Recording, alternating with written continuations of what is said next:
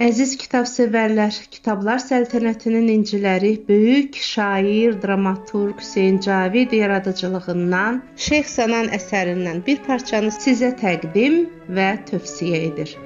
Ben 30 yıl cahanda zahid var, bilmədim qız qadın nədir zinhar.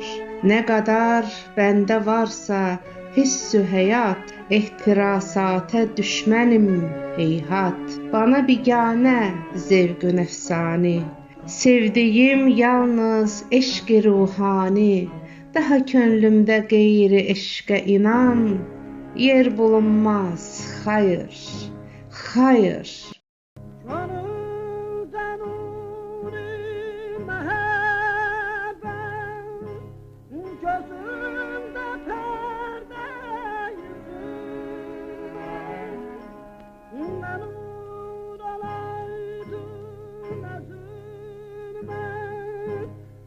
Boyla sürgət olaydı, tükendi təqəti səbrəm, ədalət, ədalət, aman, aman, aman, aman, aman, aman,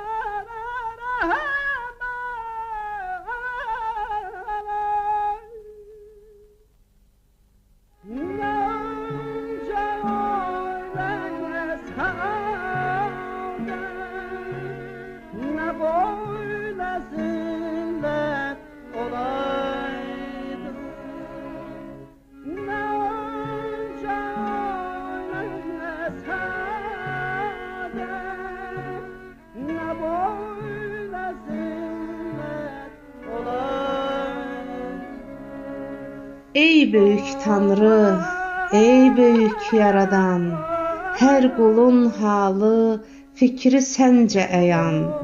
Beni səndən gözəl bilən, tanıyan varmı?